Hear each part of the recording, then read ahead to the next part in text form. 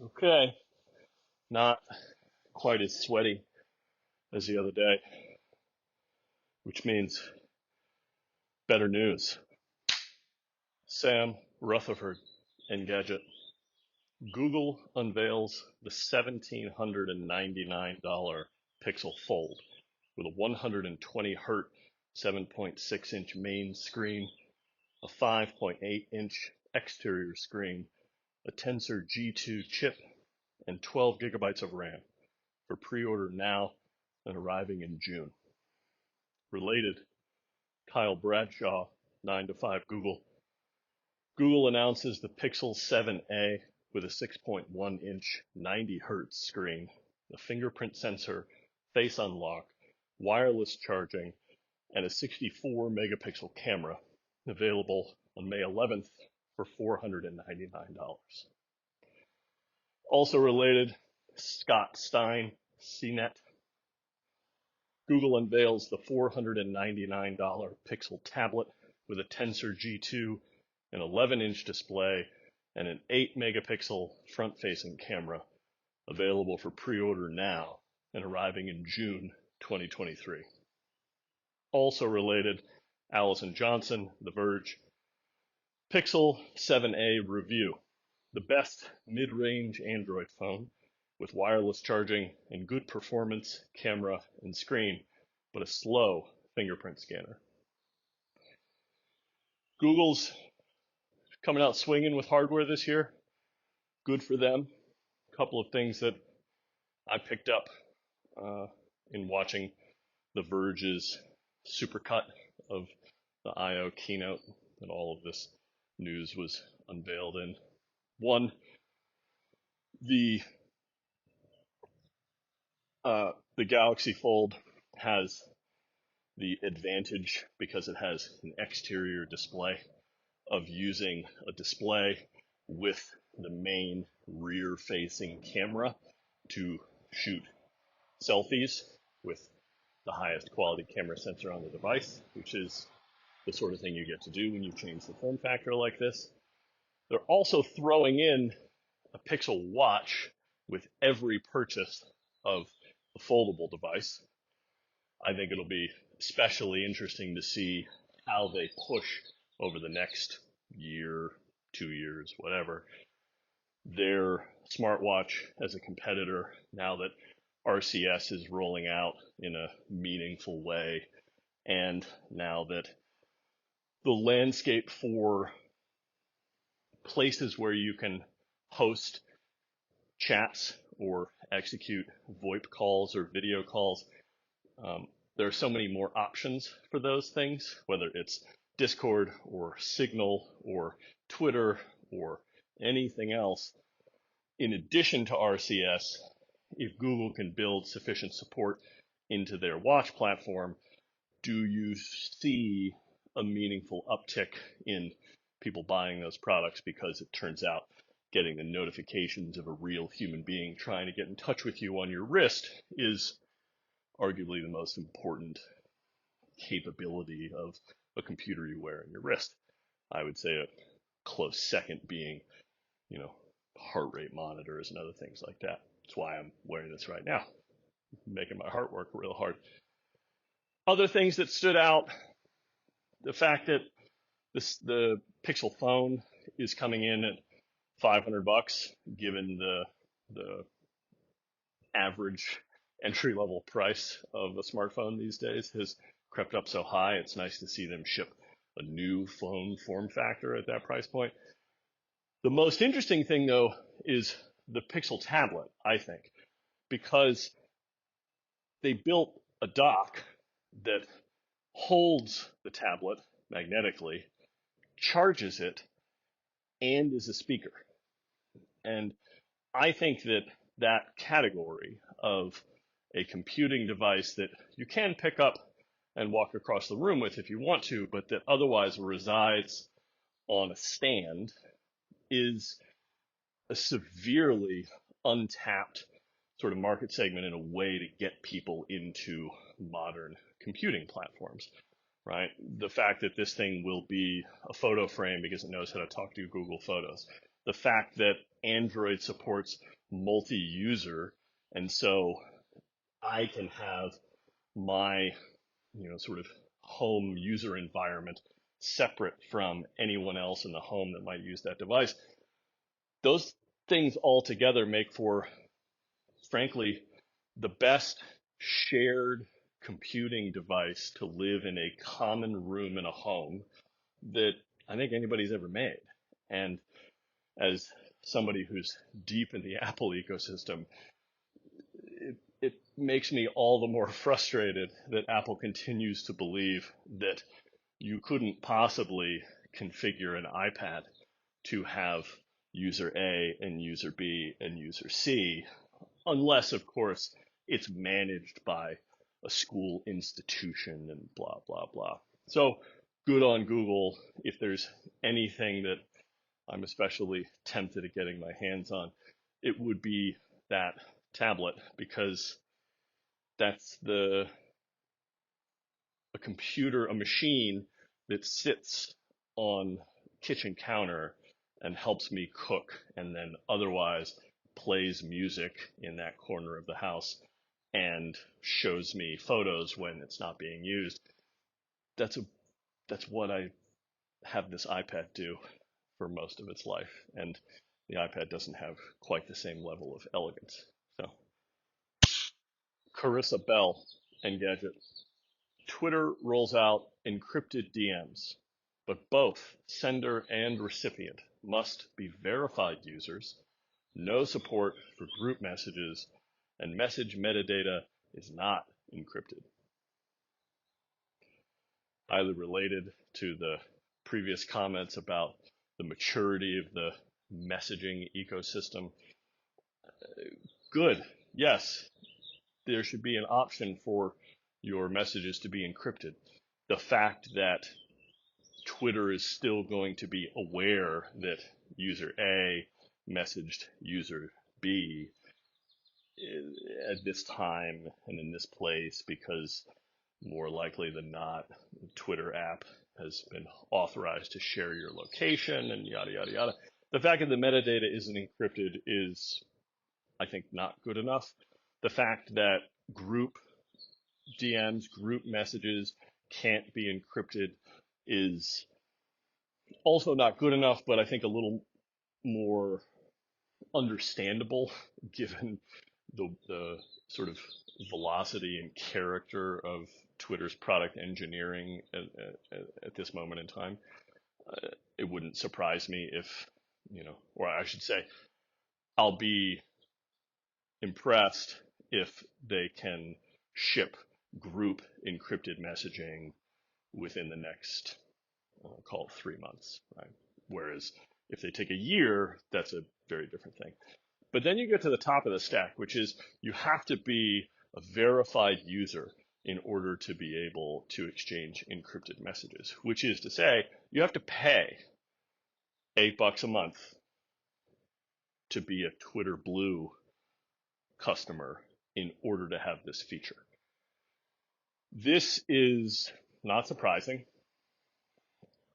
for me anyway, but it also, I think, highlights an aspect of Elon's strategy that I don't think he's said out loud yet, which is there's going to be a floor of the experience, and that floor is, are you willing to pay to use the tool and get the most out of it?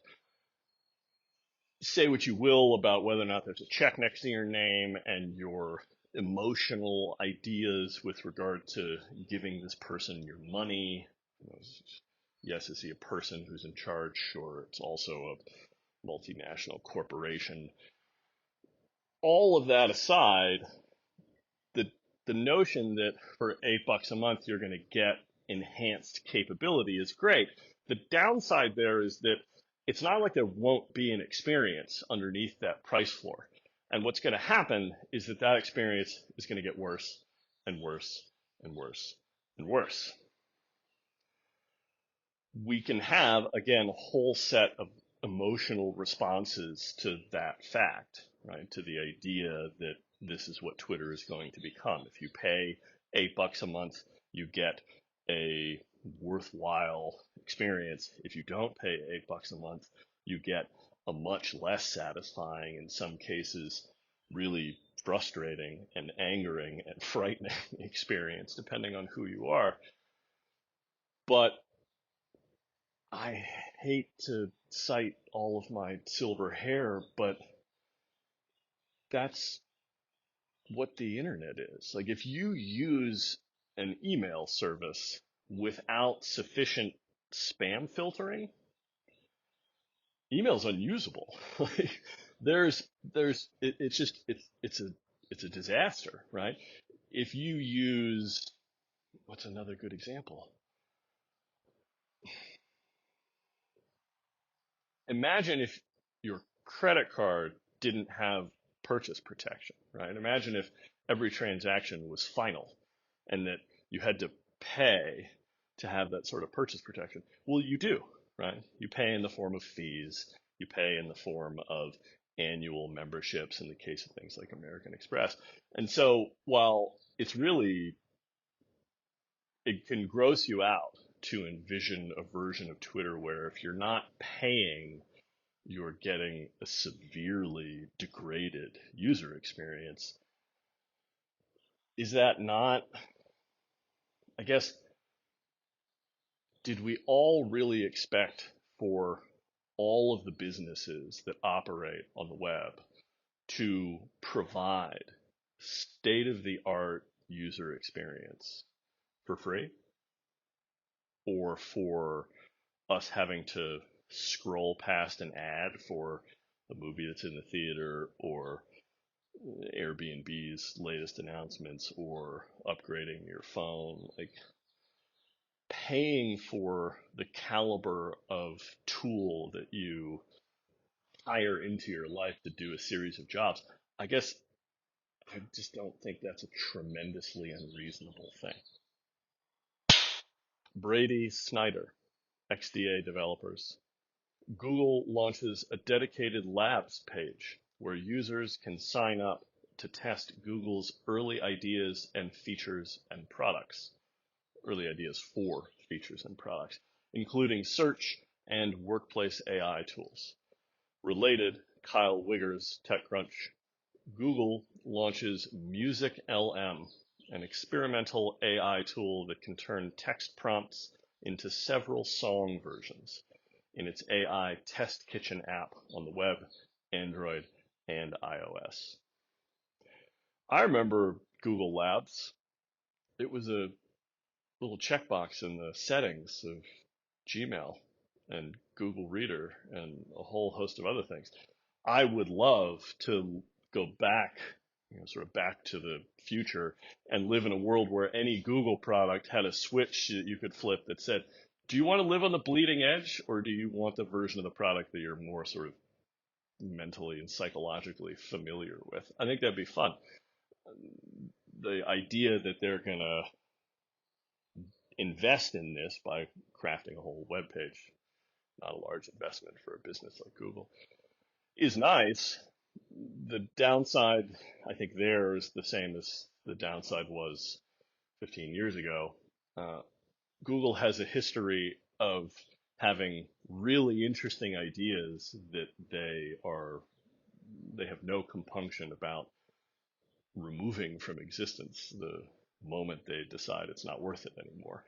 And so I would hope that if this labs page is going to be the place that they encourage people to go in order to try out their latest and greatest ideas, that it comes with a little more transparency around, here's how we think this experiment is going, and here's what we think about the likelihood that it makes it into production, if you will, as opposed to not. I think another 20 years on, it would be reasonable to expect that from a business like Google. David Pierce, The Verge. Google shows AI features coming to search, including an AI-powered snapshot that summarizes search results with links to sites, quote, corroborating the information. Also related, James Vincent, The Verge. Google makes Bard available in English in 180 countries and territories, promising AI image generation from Adobe and integration with services like Instacart. Not anything unsurprising here. We'll be able to judge it once it's been out in the wild for some period of time. Only thing that I think stands out here is Google and Adobe partnering on the image generation piece. That is just stands out as a way for Adobe to get a lift from Google, and perhaps for Google to have some defensibility when it comes to the general public going to Google and saying, you're using our source material to generate images. In this case, they can say, Adobe's generating the images, so talk to them. Sergey Gotlin, Bleeping Computer.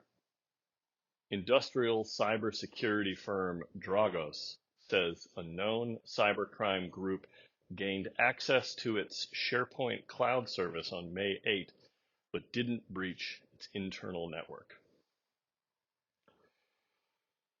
It's not an especially good look if you're in the industrial cybersecurity business to have a breach of any kind. The notion that it was a breach of their SharePoint instance is amusing because the history, I suppose, of computing machine security breaches has a lot of poorly configured or unpatched Microsoft products at the center of those stories. But aside from that, yeah, come on, Dragos. This is what you sell to people. The idea that you can't operate your business in a way that immunizes you from attacks is not the best. Reuters. EU lawmakers agree to ban facial recognition in public, limit predictive policing, and impose transparency on generative AI. European Union Commission will finalize details. I generally am in favor of the idea that we really shouldn't be running facial recognition services on the general public. Just think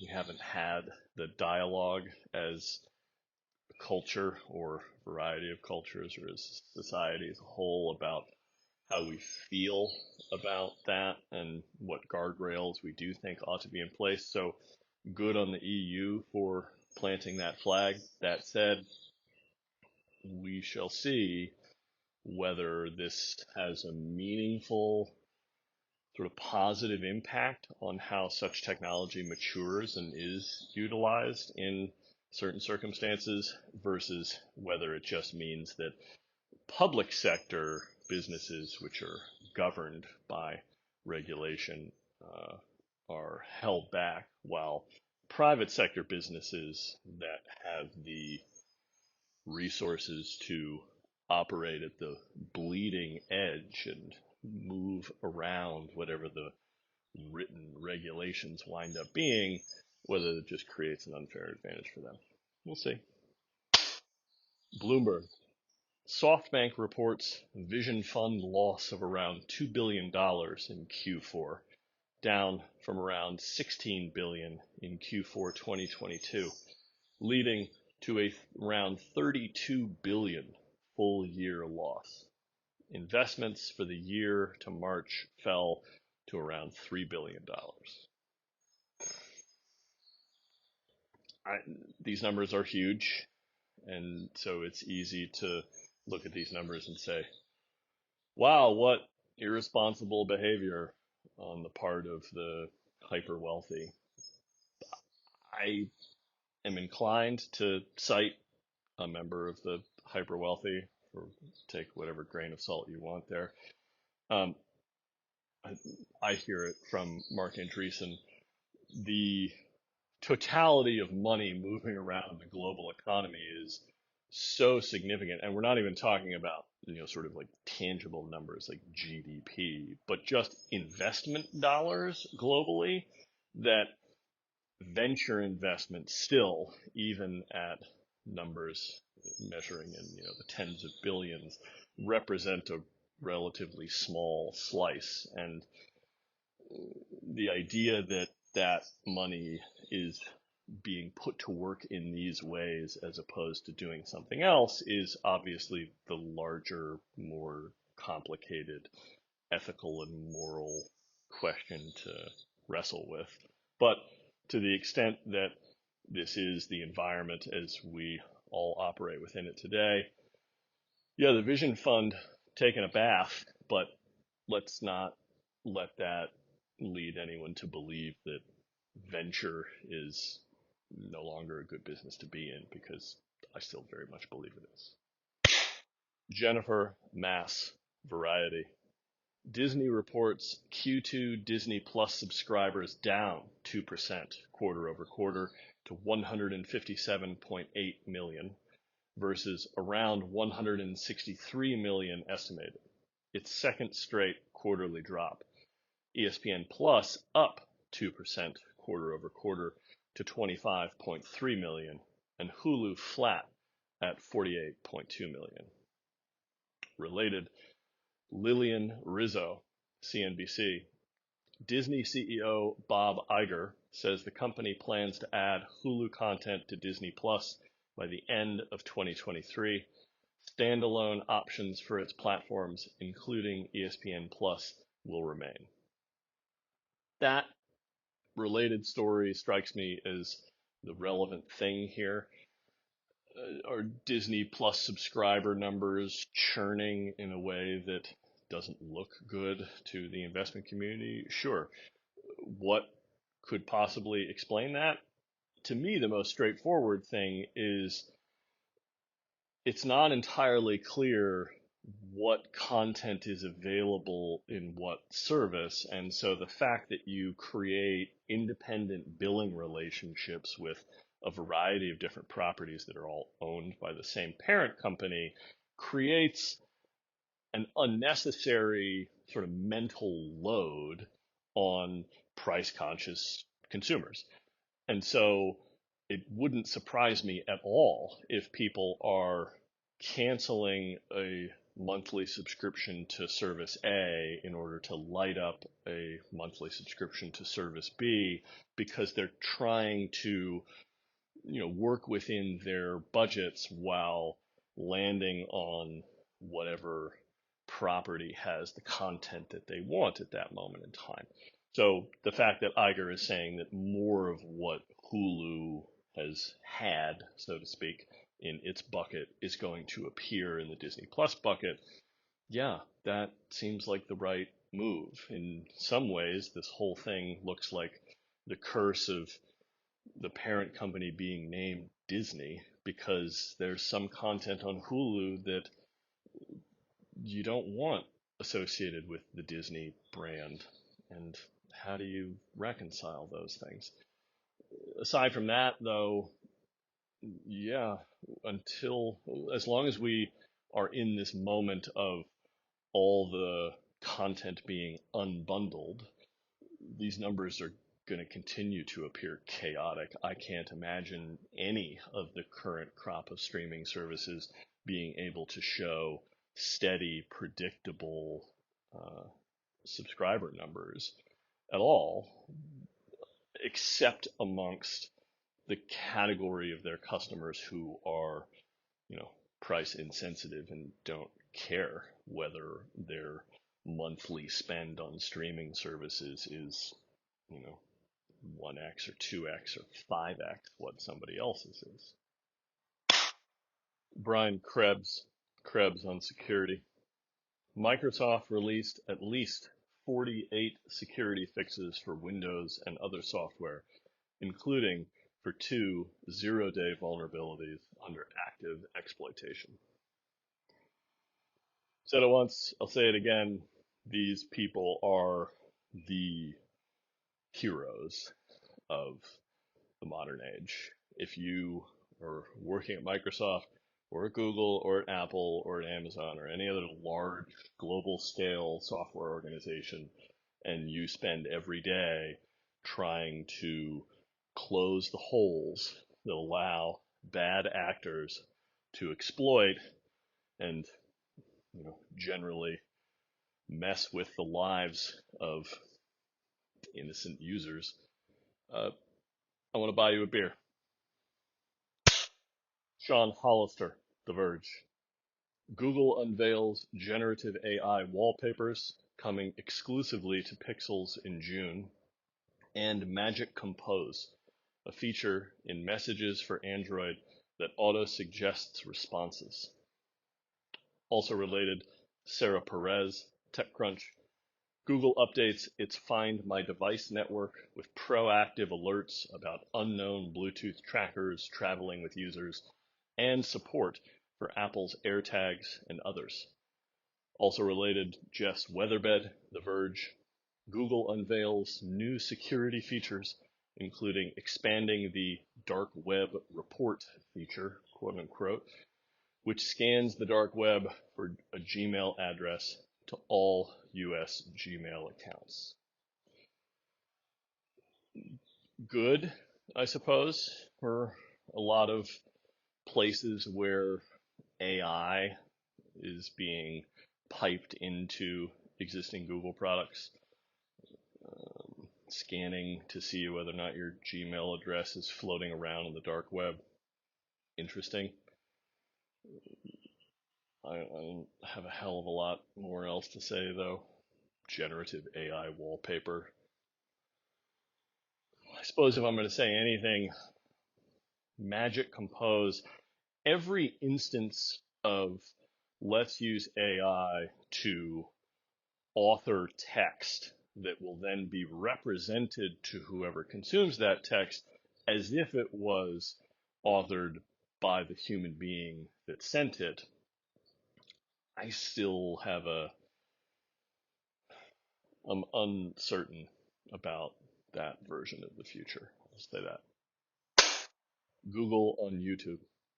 A video of the Google I/O 2023 keynote, where the company announced the Pixel 7a, Pixel Fold, Pixel Tablet, its PALM2 general use large language model, search updates, and more.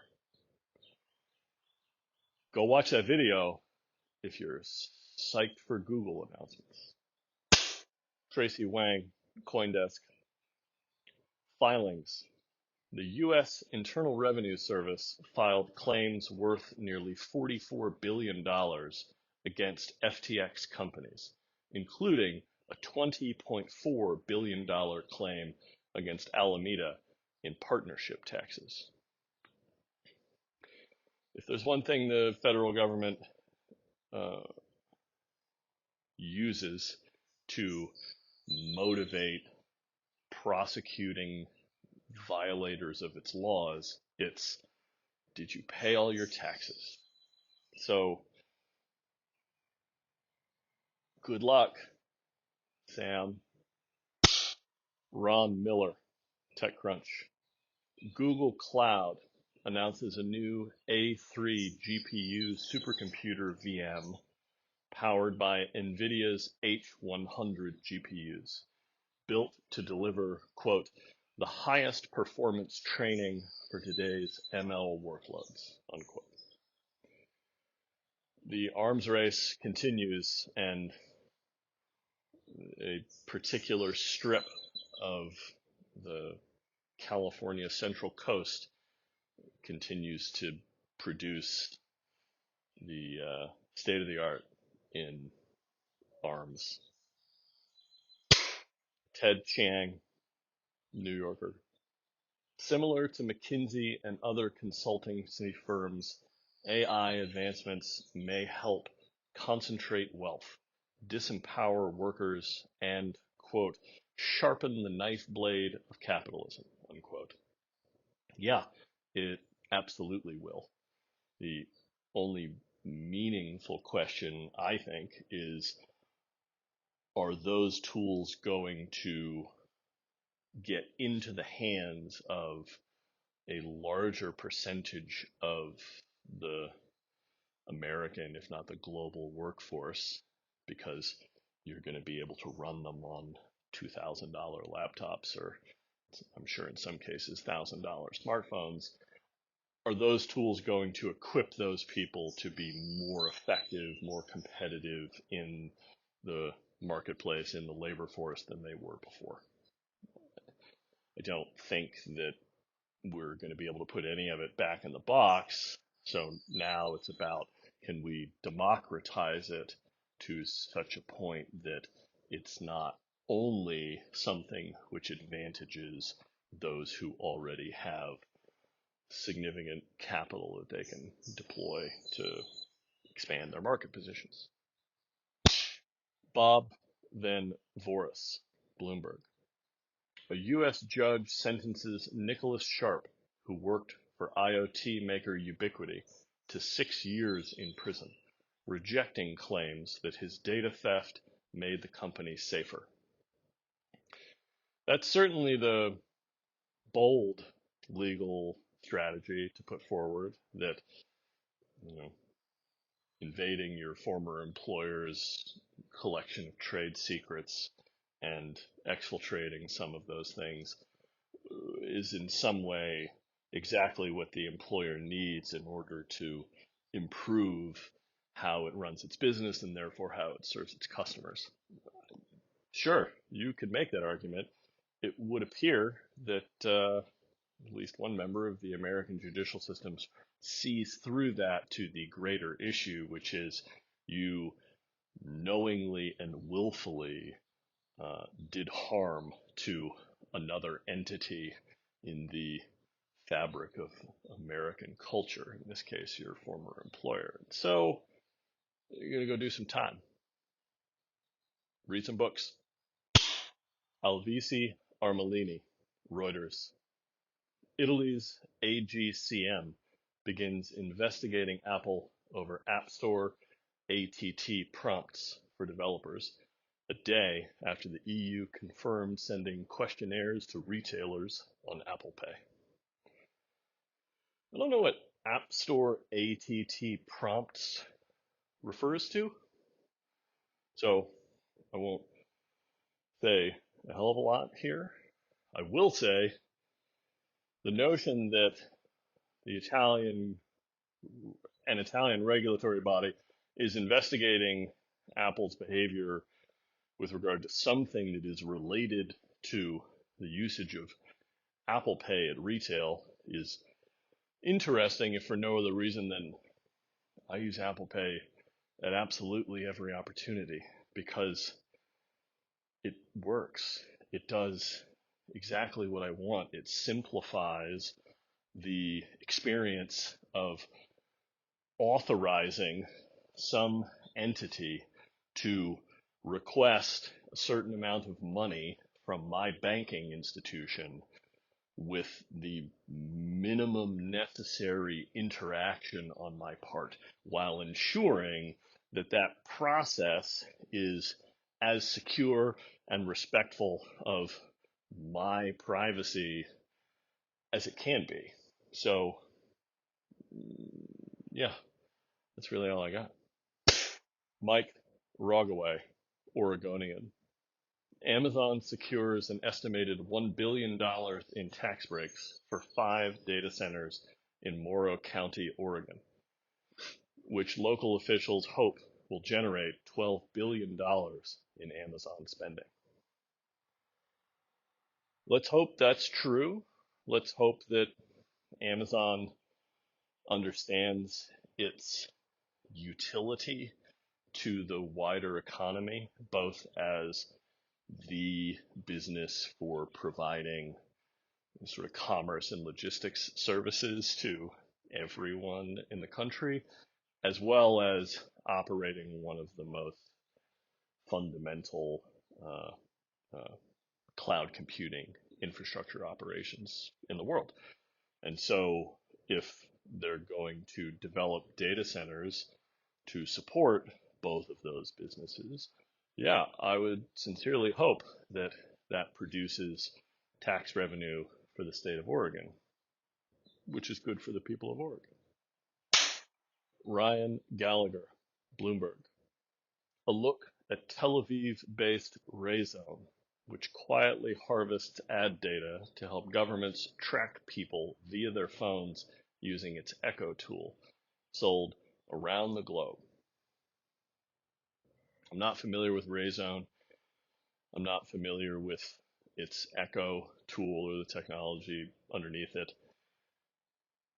So I'll simply say that this sounds a lot like that aspect of Minority Report where advertising is tailored based on the pervasive uh, retinal recognition apparatus, right? The fact that Tom Cruise's character walks into the Gap in a mall with someone else's eyes, and the holographic sales associate at the front door acknowledges Cruise as, I believe, Mr. Yamaguchi, the person whose eyes he apparently purchased on the black market, and asks him how his last purchase from the Gap worked out for him and what he might be in the store for that day. If that's the sort of stuff that Rayzone is building, then Ingrid London, TechCrunch. Australian edtech startup Go1 acquires Berlin-based Blinkist, which offers 15-minute non-fiction book summaries, and raised $30 million from Insight Partners. I've never used Blinkist, so I'm speaking out of school, which frankly is nothing new if you're getting your news from me. But my gut says if you're going to get the 15-minute summary of a book, for some books that is arguably exactly the right thing to do. For other books, though, you're robbing yourself of what I think is the beauty of a book, which is it is a form of media which marinates your mind in the set of ideas it is focused on for a given number of hours. And yes, speed reading is a thing, and there are people who have invested their lives in finding ways to chew through 300-page books in 3 hours. I'm not sure whether that math really works out. I've never been a fast reader.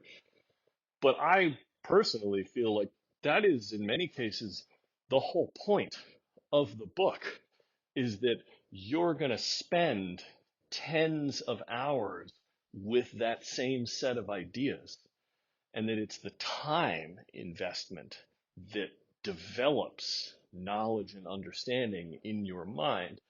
Whereas I I didn't read, you know, Robert Caro's biography of Lyndon Johnson. I just got the 15-minute summary. Like, why would you even bother? Like, I don't get it. Like, for some things, great, it makes sense. For, I don't know, if you need to do background reading, or if it's a new book which is, building on the ideas of others, then I can see scenarios where digesting the 15-minute summary is frankly a way for you to discern whether or not it's worth spending an extended period of time with the text or not, whether or not you have a sufficient grasp on all of the material. Maybe that's why it's helpful. I don't know. Maybe this is me convincing myself that I should take Blinkist for a spin. Kyle Wiggers, TechCrunch. Ireland-based Everseen, which uses computer vision to spot potential retail theft, raised a €65 million Series A, led by Crosspoint, taking its total funding to around €82 million. Yeah, that's exactly the sort of thing that I think ought to get built, right? Like the tension of the story from earlier today, European Union saying we kind of want to be cautious and intentional about deploying facial recognition software. The other side of that balance to me is, should we be observing people in public spaces and using machines to get signal about whether or not those people are violating the social contract of those spaces? Yeah, why not? Right? Like, you can be frustrated at the idea that that might create some unfair or disproportionate action against some set of people. But at the end of the day, if the software is wrong, if the machine incorrectly identifies that someone has shoplifted something, then hopefully the human beings who are employing that technology on their behalf will do the right thing and say, I'm terribly sorry, it was a mistake.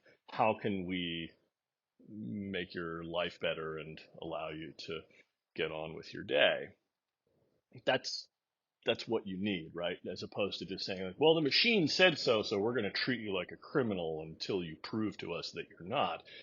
That's a terrible way to live, but that's on the human beings who operate the retail store. It's not on the people who are going to go engineer technology that says, it looks like that person took something off a shelf and put it in their coat, and maybe you should go check that out. Like, that's a thing that I think has value, right? As opposed to, oh, we know who this human being is because we scanned their face when they walked in the door, and now we can tie that back to a whole myriad of other ways in which we're going to treat them, or so on and so forth. Abner Lee, 9 to 5 Google. Google debuts PALM2, offering improved multilingual reasoning and coding capabilities, available in 4 sizes and powering 25 Google products and features. Also related, Kyle Wiggers, TechCrunch. Google's PALM2 paper is forthcoming on many of the large language model's major limitations, but doesn't reveal which data or hardware setup the company used to train the model.